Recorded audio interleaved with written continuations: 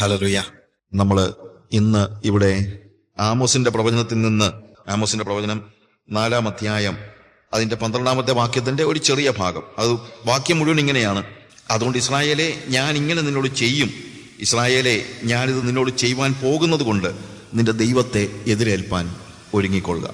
ഇത് ഏതർത്ഥത്തിൽ ഉപയോഗിച്ചിരിക്കുന്നു എന്നുള്ളത് ആലോചിക്കുമ്പോൾ പലപ്പോഴും നമ്മൾ പൊതുവെ പറയുന്ന ഒരു ടോണിലല്ല. നമ്മൾ ഓരോ വാക്കുകൾ ഉപയോഗിക്കുമ്പോഴും, ഞാൻ വേദപുസ്തകത്തിൽ നിന്ന് ഓരോ ഭാഗങ്ങൾ പറയുമ്പോഴും അതിൻ്റെ ഒരു ടോണുണ്ട്. അത് നമ്മൾ സാധാരണ പറയാറുണ്ട്. ടോണെന്ന് ഞാൻ ഉദ്ദേശിക്കുന്നത്, ഒരേ കാര്യം തന്നെ നമ്മൾ പല എംഫസിസ് ഏതിനകത്താണ് കൊടുക്കുന്നതെന്ന് വെച്ച് നോക്കിയാൽ ഒരു പക്ഷേ നമ്മൾ ഉദ്ദേശിക്കുന്നതിന് നേരെ വിപരീതമായ അർത്ഥമായിരിക്കും പലപ്പോഴും അതിന് ഉണ്ടാകുന്നത്. ഇപ്പം അങ്ങോട്ട് ചെല്ല്, നിനക്കായിട്ടത് വെച്ചിരിക്കുകയാണ് എന്ന് നമ്മൾ പറയുകയാണെങ്കിൽ നമ്മളൊരു ആഹ്വാനം കൊടുക്കുന്നില്ല. നീ അങ്ങോട്ട് ചെല്ല്, ചെന്ന് കഴിഞ്ഞാൽ നിനക്ക് അത് ലഭിക്കാൻ പോകുകയാണ്. എന്നാൽ അതേ വാക്ക് തന്നെ അങ്ങോട്ട് ചെല്ല്, ഇപ്പം കിട്ടും എന്ന് പറഞ്ഞാൽ എന്തായിരിക്കും അതിൻ്റെ അർത്ഥം?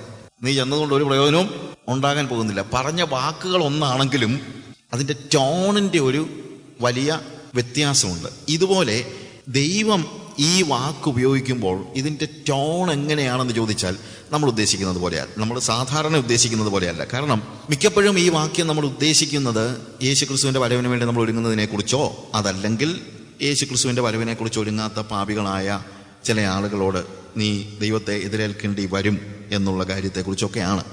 ആ അർത്ഥം ഇതിനുണ്ട്. അങ്ങനെ ഒരു അർത്ഥം കൊടുക്കുന്നതിനകത്ത് പ്രശ്നമില്ല. പക്ഷേ ഇവിടെ കർത്താവ് കുറച്ചുകൂടെ സ്ട്രോങ് ആയിട്ടാണ് ഈ വാക്ക് ഉപയോഗിക്കുന്നത്. അതുകൊണ്ട് നമ്മൾ ഇതുവരെ പറഞ്ഞുകൊണ്ടിരുന്നത് ഇനി പറയരുതെന്ന് അർത്ഥമൊന്നുമില്ല. നിന്റെ ദൈവത്തെ എതിരേൽപ്പാൻ ഒരുങ്ങിക്കൊള്ളുക എന്ന് ഇനി ആരും പറയാതിരിക്കുമെന്നും വേണ്ട. അത് പറയുന്നത് അർത്ഥപൂർണ്ണമാണ്, ആ വാക്യത്തിനും അർത്ഥമുണ്ട്. എന്നാൽ ഇവിടെ കർത്താവ് നമ്മൾ ഉപയോഗിക്കുന്നതിനേക്കാൾ കുറെ കൂടെ ശക്തീകരണം ഇതിനുണ്ട്. എന്താണെന്ന് ചോദിച്ചാൽ, ഇത് രക്ഷയ്ക്കായിട്ടുള്ള ഒരു ആഹ്വാനമല്ല ഇവിടെ പറയുന്നത്. കാര്യം, രക്ഷയ്ക്കായുള്ള ആഹ്വാനം ഒത്തിരി കൊടുത്തു കഴിഞ്ഞു. ഏറ്റവും ഒടുവിൽ ഇനി ഇവൻ നന്നാകത്തില്ല എന്ന് പറയുന്ന ഒരു സാഹചര്യത്തിൽ ശിക്ഷാവിധിയുമായി ബന്ധപ്പെടുത്തിയാണ് ഇവിടെ കർത്താവ് ഈ വാക്യത്തെ ഉപയോഗിക്കുന്നത്.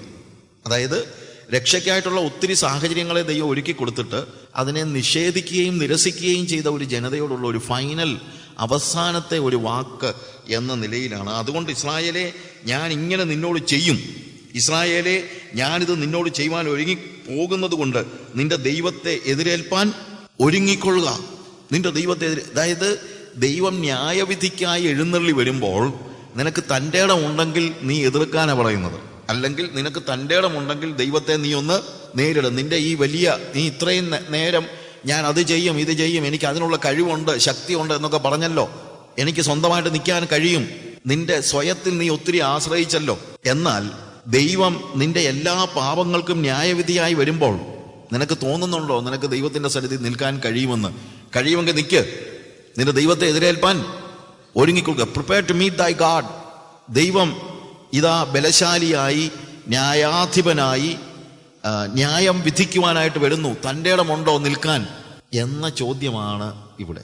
അതായത് ഈ ചോദ്യത്തിൽ ഈ രക്ഷയ്ക്കായി കൊടുത്ത സാഹചര്യങ്ങളെ ഒഴിവാക്കിയ ആളുകളോട് ഉള്ള ഒരു ദൂതെന്ന നിലയിലാണ്.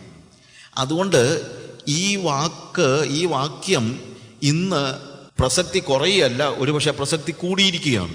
അതിൻ്റെ കാരണം, ഇന്നിപ്പോൾ പലപ്പോഴും പല പ്രാവശ്യം രക്ഷയുടെ ദൂത് കേട്ടിട്ടും അതിനെ നിരാകരിച്ച ജനങ്ങളോട് ഇനി വരാൻ പോകുന്ന ന്യായവിധിയിൽ നിനക്ക് നിൽക്കാൻ തൻ്റെ ഇടമുണ്ടോ എന്ന് ചോദിക്കേണ്ട ഒരു സാഹചര്യം വന്നിരിക്കുകയാണ് ഇന്നത്തേത്.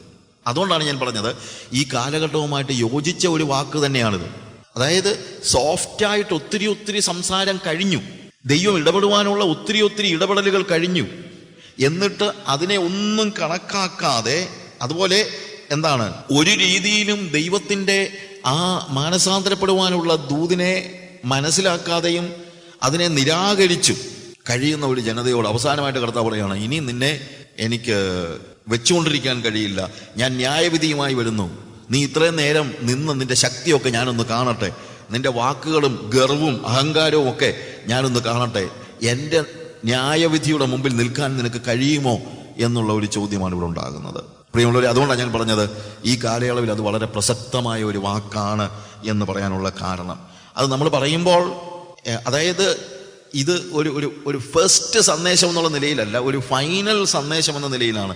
ഒരു വ്യക്തിയോട് ആദ്യമായി കാണുമ്പോൾ പറയുന്ന ഒരു സന്ദേശം എന്ന നിലയിലല്ല, ഒരു വ്യക്തിയോട് പല പ്രാവശ്യം സംസാരിച്ച് ഒടുവിൽ ദൈവം തന്നെ അവനോട് പറയാണ്. നമുക്കൊരു പക്ഷേ ആത്യന്തികമായിട്ട് എന്നാ കാണട്ര എന്നൊക്കെ പോയി പറയാനുള്ള എന്തോ ഒഡ്യൂസേ അതിൻ്റെ കേർട്ടസി നമ്മൾ പറയുമല്ലോ, ഒരു പക്ഷെ അത് ശരിയായിരിക്കില്ല. പലപ്പോഴും സംസാരിക്കുമ്പോൾ നമ്മൾ ഉപയോഗിക്കേണ്ടതായ വാക്കുകൾ വളരെ യാഥാർത്ഥ്യമായിരിക്കും, പക്ഷേ സത്യം സ്നേഹത്തിൽ സംസാരിക്കുക എന്ന് പറയുന്നൊരു കാര്യമുണ്ടല്ലോ. അതുകൊണ്ട് നമ്മൾ സംസാരിക്കുമ്പോൾ എങ്ങനെ സംസാരിക്കാൻ പറ്റുള്ളൂ? സ്നേഹത്തിലെ സംസാരിക്കാൻ പറ്റുള്ളൂ. എം കൃഷ്ണൻ നായർ പണ്ട് എഴുതിയ ഒരു കാര്യം ഞാനിപ്പോഴും ഓർക്കുന്നുണ്ട്. അദ്ദേഹം തിരുവനന്തപുരത്തോട് നടന്നുകൊണ്ടിരുന്നപ്പോൾ ഒരു കവലയിൽ ഒരു ഉപദേശി പ്രസംഗിക്കുകയാണ്. ഈ പ്രസംഗം എന്താണ് എന്ന് കേൾക്കാൻ വേണ്ടി അദ്ദേഹം അടുത്തോട്ട് ചെല്ലുകയും ഉപദേശി കൈ ചൂണ്ടി പറയുകയാണ്, എടാ പാപി. കൃഷ്ണൻ നായർ പറഞ്ഞു, അത് കേട്ടത് ഞാൻ എൻ്റെ ജീവനം കൊണ്ട് ഓടിയെന്നാണ്. അപ്പം ഞാൻ ഓർത്തു, ശരിയായിരിക്കാം, ആ ഉപദേശി അല്പം പരിജ്ഞാനക്കുറവോടുകൂടെ പറഞ്ഞെങ്കിലും അദ്ദേഹം സത്യമല്ലേ പറഞ്ഞല്ല, അവനെന്താ പറയുന്നത്? പറയേണ്ട യാഥാർത്ഥ്യം അതല്ലേ. അത് കൃഷ്ണൻ നായർ സാറിനെ കുറിച്ച് അല്ല, ആരെക്കുറിച്ചാണെങ്കിലും ആ വാക്കാണ് പറയേണ്ടത്. എന്നാൽ പറയുന്ന കാര്യം സത്യമാണ്, അത് നമുക്കൊരു സോഫ്റ്റായിട്ട് പറയാൻ കഴിയുള്ളായിരിക്കാം. പക്ഷെ ദൈവത്തിന് അങ്ങനെ സോഫ്റ്റ് ആകേണ്ട കാര്യം ഇല്ല. കാര്യം ദൈവം ഒത്തിരി പ്രാവശ്യം വളരെ സോഫ്റ്റായിട്ട് ഇടപെട്ട് കഴിഞ്ഞു. അതുകൊണ്ട് ഈ സന്ദേശം ഈ അന്ത്യ കാലയളവിലെ ദൈവത്തിൻ്റെ ദൂതായി തന്നെ നാം തിരിച്ചറിയണം എന്നുള്ളതാണ് ഞാൻ ആദ്യമേ ഓർപ്പിക്കുന്നതായ കാര്യം. പിന്നെ ഇത് ദൈവത്തെ നിഷേധിച്ച് നടക്കുന്ന ലോകക്കാർക്ക് വേണ്ടിയുള്ള, നമുക്ക് പലപ്പോഴും ഉണ്ടാകുന്ന ഒരു വലിയ പ്രശ്നമാണ്, എല്ലാം ലോകക്കാർക്ക് വേണ്ടിയുള്ള ഒരു സന്ദേശമാണ് എന്നുള്ള നിലയിലാണ്. ഇത് നമുക്ക് വേണ്ടിയാണ്. അതുകൊണ്ടാണ് നമ്മൾ കേൾക്കുന്ന ദൈവവചനം മറ്റുള്ളവരെ സ്പർശിക്കുന്നതിന് മുമ്പ് തന്നെ അത് നമ്മളെ സ്പർശിച്ചിരിക്കണം. ഞാനൊരു വാക്ക് പ്രസംഗിക്കുകയാണെങ്കിൽ, ഞാൻ പ്രഘോഷിക്കുകയാണെങ്കിൽ, അത് എന്നെ സ്പർശിക്കാത്തതാണെങ്കിൽ എനിക്ക് മറ്റൊരാളോട് പറയാനുള്ള അവകാശം അത് വാസ്തവത്തിലില്ല. കാര്യം ദൈവവചനം അത് എന്നെ ആദ്യം സ്പർശിക്കണം. എന്നെ സ്പർശിച്ച വാക്കുകൾ മാത്രമേ എനിക്ക് മറ്റൊരാൾക്ക് പറഞ്ഞു കൊടുക്കാനായിട്ട് കഴിയുകയുള്ളൂ. ഞാൻ ഒരിക്കലും എന്നെ പഠിപ്പിച്ച ഒരു ടീച്ചർ എന്നോട് പറഞ്ഞൊരു കാര്യമുണ്ട്, ഞാൻ ഒരിക്കലും മറ്റുള്ളവർക്ക് വേണ്ടി വേദോസം വായിക്കത്തില്ല, ഞാൻ വേദോസം വായിക്കുന്നത് എനിക്ക് വേണ്ടിയാണ്.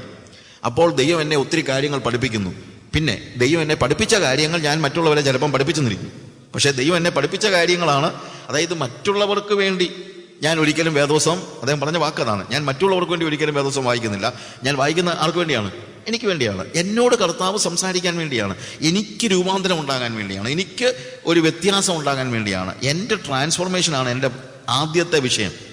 ഞാൻ രൂപാന്തരപ്പെടുമ്പോൾ ഈ രൂപാന്തരത്തിലേക്ക് എൻ്റെ സഹോദരങ്ങളെ കൂടെ നയിക്കാനുള്ള ആഗ്രഹം കൊണ്ട് ദൈവം എന്നെ പഠിപ്പിച്ച കാര്യങ്ങൾ ഞാൻ എന്ത് ചെയ്യുന്നു? മറ്റുള്ളവരെ പഠിപ്പിക്കുന്നു എന്നുള്ളത് മാത്രമേ ഉള്ളൂ. അതുകൊണ്ട് ഇത് ലോകക്കാർക്ക് എന്ന് പറഞ്ഞ് അവഗണിക്കുവാൻ മാത്രമല്ല, ഈ വാക്ക് ശരിക്കും ലോകക്കാർക്കുള്ളതും അതേപോലെ തന്നെ ലോകത്തെ വേളി കഴിച്ച സഭയ്ക്കുമുള്ളതാണ്. ഞാൻ പറഞ്ഞ നിങ്ങൾ മനസ്സിലാക്കണം. ഇന്ന് ലോകക്കാരെന്ന് പറഞ്ഞ് നമ്മൾ തള്ളിക്കളയുന്ന, അല്ലെങ്കിൽ ലോകത്തിൻ്റേത് എന്ന് പറഞ്ഞ് നമ്മൾ തള്ളിക്കളയുന്ന എത്ര കാര്യങ്ങൾ അതിനേക്കാൾ മോശമായിട്ട് സഭയിൽ കടന്നുകൂടിയിട്ടുണ്ട്. അതുകൊണ്ട് ഒരു ദൂത് ലോകത്തോട് മാത്രമായിട്ട് പണ്ട് പറഞ്ഞുകൊണ്ടിരുന്നത്, അപ്പോസ്തലന്മാർ ചിലപ്പോൾ ലോകത്തോടായിരിക്കും സംസാരിച്ചിരുന്നത്. ഇപ്പം ലോകത്തോട് അവരെന്ത് പ്രസംഗിച്ചോ അതിന്ന് സഭയോട് പ്രസംഗിക്കേണ്ട അവസ്ഥയിൽ നമ്മൾ വന്നിരിക്കുകയാണ്. ഞാൻ പറഞ്ഞു മനസ്സിലാക്കണം. ലോകത്തോട് എന്ത് നേരത്തെ നമ്മൾ പറഞ്ഞോ അത് ഇന്നിപ്പോൾ നമ്മൾ സഭയോട് പറയേണ്ട ഒരു അവസ്ഥയിൽ വന്നിരിക്കുകയാണ്. കാര്യം ലോകത്തിൽ സഭ കയറിയിരിക്കുകയാണ്. എൻ്റെ ഒരു അങ്കിള് ചെറിയ ഒരു നോട്ട് എനിക്ക് ഒരിക്കലും പോസ്റ്റ് ചെയ്തതിനകത്ത് എനിക്ക് ഭയങ്കര ഇഷ്ടപ്പെട്ടു. Satan is not persecuting the church in these days, rather he is joining the church. സാത്താൻ ഈ കാലയളവിൽ സഭയെ പീഡിപ്പിക്കുകയല്ല, പകരം എന്ത് ചെയ്യാൻ നോക്കുകയാണ്? സഭയിൽ അങ്ങ് ചേരാൻ നോക്കുകയാണ്. എനിക്ക് തോന്നിയിട്ടുണ്ട് പല സഭകളിലും ഇവനും കൂടെ ഇപ്പം അംഗമായിട്ടുണ്ടെന്ന്. കാര്യം കാണുന്നതല്ല അതൊക്കെയാ. അവൻ ഇഷ്ടപ്പെടുന്ന കാര്യങ്ങളാണ് സഭയിൽ നടക്കുന്നത്, അവൻ ഇഷ്ടപ്പെടുന്ന കാര്യങ്ങളാണ് അതിൻ്റെ മുഖമുദ്രയായി തന്നെ പറയുന്നത്. അത് പരസ്യമായി പറയാൻ മടിയില്ലാത്ത, ഒരിക്കൽ പിശാചിൻ്റേത് എന്ന് പറഞ്ഞ് നമ്മൾ തള്ളിക്കളഞ്ഞ കാര്യങ്ങൾ ഇന്ന് നമ്മുടെ സഭയിൽ കടന്നുകൂടിയും തന്നെയല്ല, ആ സഭകൾ ഇന്നിപ്പോൾ എന്തോ ചെയ്യുന്നു? ആ കാര്യങ്ങളെ പ്രൊജക്റ്റ് ചെയ്യാനും കൂടെ തുടങ്ങിയിരിക്കുകയാണ്. അതാണ് സങ്കടം, ഇല്ലേ? ഞാൻ ഈ കാലഘട്ടത്തെക്കുറിച്ച് അതിൻ്റെ ആ ഡിഫറൻസ് പറഞ്ഞപ്പോൾ ഞാൻ സാധാരണ പറയാനുണ്ട്, ഈ കാലയളവിൻ്റെ ഒരു പ്രത്യേകത എന്ന് പറയുന്നത് എന്താണ്? ഒരുമാതിരിപ്പെട്ട ഏത് അധാർമികതയും അക്സെപ്റ്റഡ്. അത് ഈ സഭയുടെ മാത്രമല്ല, സമൂഹത്തിൻ്റെ എല്ലാം ഒരു പ്രശ്നമാണ്. പണ്ട് കാലത്ത് നമ്മൾ വെറുപ്പോടെ നോക്കിയിരുന്ന കാര്യങ്ങൾ ഇന്നിപ്പോൾ നമ്മൾ അങ്ങനെ വെറുപ്പില്ലെന്ന് തന്നെയല്ല, നമ്മളതിനെ അപ്രീഷിയേറ്റ് ചെയ്യണം. പണ്ടൊരു രാഷ്ട്രീയക്കാരൻ കള്ളത്തരം കാണിച്ചായിരുന്നെങ്കിൽ, നമ്മൾ രാഷ്ട്രീയക്കാരെ മാത്രം അങ്ങ് പറയുകയല്ല, ഞാൻ പറഞ്ഞു, ഒരു രാഷ്ട്രീയക്കാരൻ കള്ളത്തരം കാണിച്ചായിരുന്നെങ്കിൽ നമ്മൾ എന്താ പറയുന്നത്? കള്ളൻ, കണ്ടില്ലേ? ഇന്നിപ്പോൾ പറയുന്നത് അങ്ങനല്ല, അവൻ ബുദ്ധിമാനാണ്, അവനങ്ങനെ പൊട്ടം കളിക്കാനൊന്നും നിന്ന് തരത്തില്ല. നമ്മൾ ഒരിക്കലും കള്ളൻ എന്ന് പറയുന്നില്ല. നേരത്തെ കള്ളൻ എന്ന് വിളിച്ച് ആരെയും നമ്മളിപ്പം കള്ളൻ എന്ന് പറയുന്നില്ല. കാര്യം കള്ളത്തരം അങ്ങ് അക്സെപ്റ്റഡ് ആയി. നമ്മൾ പറയുന്നത് കുഴപ്പമില്ലെന്നാ.